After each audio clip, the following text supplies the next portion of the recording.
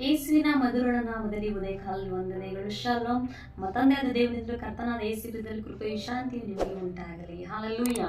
ಪ್ರೀತಿಯುಳ್ಳ ದೇವಜನರೇ, ಈ ದಿನದ ದೇವರ ವಚನ ಯೆರೆಮೀಯನ ಗ್ರಂಥ 29ನೇ ಅಧ್ಯಾಯ 11-13.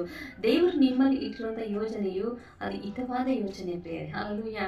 ಅದು ದೊಡ್ಡ ಯೋಚನೆ ಇಟ್ಟಿದ್ದಾರೆ ಪ್ರಿಯರೇ. ನಾವು ಯೋಚನೆ ಮಾಡೋದು ಬರೀ ಸ್ವಲ್ಪ ಮಾತ್ರ ಯೋಚನೆ ಮಾಡ್ತೀವಿ, ಆದರೆ ನಿನ್ನ ಲೈಫಲ್ಲಿ ಇಟ್ಟಿರುವಂಥ ದೇವರು ಯೋಜನೆಯು ಅದು ಬೆಲೆ ಕಟ್ಟಲಾಗದಂತಹ ಯೋಜನೆಯನ್ನು ಇಟ್ಟಿದ್ದಾರೆ. ಮನೆಯಲ್ಲಿರ್ತಾರೆ ನೋಡೋಣ. ಇವರಿಗೆ ಗತಿಯಾಗಲಿ ನಿರೀಕ್ಷೆ ಇರಲಿ ಎಂದು ನಾನು ನಿಮ್ಮ ವಿಷಯದಲ್ಲಿ ಮಾಡಿಕೊಳ್ಳುತ್ತಿರುವ ಆಲೋಚನೆಗಳನ್ನು ನಾನೇ ಬಲ್ಲೆನು. ಅವು ಹಿತದ ಆಲೋಚನೆಗಳಲ್ಲ, ಹಿತವಾದ ಯೋಚನೆಗಳೇ. ನೀವು ನನಗೆ ಮೊರೆ ಇಡಿರಿ, ನನ್ನನ್ನು ಪ್ರಾರ್ಥಿಸಲು ಹೋಗುವಿರಿ, ನಾನು ಕಿವಿಗೊಡುವೆನು. ನೀವು ನನ್ನನ್ನು ಹುಡುಕಿವಿರಿ, ಮನಪೂರ್ವಕ ಹುಡುಕಿದಾಗ ನನ್ನನ್ನು ಕಂಡುಕೊಳ್ಳುವಿರಿ. ಹಲ್ಲೆಲೂಯಾ. ಈ ಉದಯ ಕಾಲದಲ್ಲಿ ಯಾರನ್ನ ಹುಡುಕ್ಬೇಕೆಂಬುದಾಗಿ ನೋಡಿದ್ರೆ ಫೋನ್ ಎಲ್ಲಿದೆ, ದುಡ್ಡು ಎಲ್ಲಿದೆ ಎಂದು ಹುಡುಕೋದಲ್ಲ ಪ್ರಿಯರೇ, ದೇವರನ್ನು ಹುಡುಕಿರಿ. ಆಗ ನಿನ್ನ ಲೈಫಲ್ಲಿ ಹಿತವಾದ ಯೋಚನೆ ದೇವರು ನೆರವೇರುವಂಥದ್ದಾಗಿದೆ. ನಾವು ಪ್ರಾರ್ಥನೆ ಮಾಡುವಾಗ ನೀವು ಸ್ವಲ್ಪ ಹೇಗೆ ಸಹೋದರೊಟ್ಟಿಗೆ ನೀವು ಮಾತಾಡ್ತೀರೋ ಹಾಗೆ ದೇವರೊಟ್ಟಿಗೂ ಕೂಡ ಮಾತಾಡಬೇಕೆ ನಾನು ಪ್ರಾರ್ಥಿಸ್ತೇನೆ. ನೀವು ಅವರೊಟ್ಟಿಗೆ ಕಷ್ಟ ಸುಖಗಳನ್ನು ಹೇಳ್ಕೊಳ್ಳೋದು ಮುಂಚೆನೆ ದೇವರೊಟ್ಟಿಗೆ ನೀವು ಹೇಳಿಕೊಳ್ಳುವುದಾದರೆ ಅದು ದೇವರು ಪ್ರಾರ್ಥನೆಯನ್ನು ಉತ್ತರವನ್ನು ಕೊಡುವಾತನಾಗಿದ್ದಾನೆ. ಹಲ್ಲೆಲೂಯಾ. ನಿಮ್ಮ ಲೈಫಲ್ಲಿ ಯೋಜನೆ, ದೊಡ್ಡ ದೊಡ್ಡ ಯೋಜನೆ ಇಟ್ಟಿದ್ದಾರೆ. ನೀವು ನಿರೀಕ್ಷೆಯಿಂದ ಇರುವಾಗ ಆತನ ಮೇಲೆ ನಂಬಿಕೆ ಇಡುವುದಾದರೆ ಕರ್ತನ ವಾಕ್ಯದಿಂದ ನಿಮ್ಮನ್ನು ಆಶೀರ್ವದಿಸುವಂತನಾಗಿದ್ದಾನೆ. ನಿಮ್ಮ ಪ್ರಾರ್ಥನೆ ಕೇಳ ಎಂಬುದಾಗಿ ನಾನು ಪ್ರಾರ್ಥಿಸ್ತೇನೆ. ಮನಪೂರ್ವಕವಾಗಿ ಪ್ರೀತಿಯಿಂದ ಒಂದು ಏನು ಹೇಳಿಕೆ ಇಷ್ಟಪಡ್ತೀನಿ ಅಂದರೆ, ಅದು ಒಂದು ವಸ್ತು ಇಷ್ಟ ಆದರೆ ಎಷ್ಟು ನಾವು ಅದನ್ನು ಏನೇ ಇದ್ರು ಪಡ್ಕೊಳ್ತೀವಿ, ಅದೇ ಥರ ನೀವು ಮನಪೂರ್ವಕವಾಗಿ ಕರ್ತನನ್ನು ಹುಡುಕಿದವಾಗ ನೀವೆಲ್ಲವನ್ನು ಕಂಡುಕೊಳ್ತೀರಾ, ಪಡ್ಕೊಳ್ತೀರಾ, ಜಯವನ್ನು ಕಾಣ್ತೀರಾ.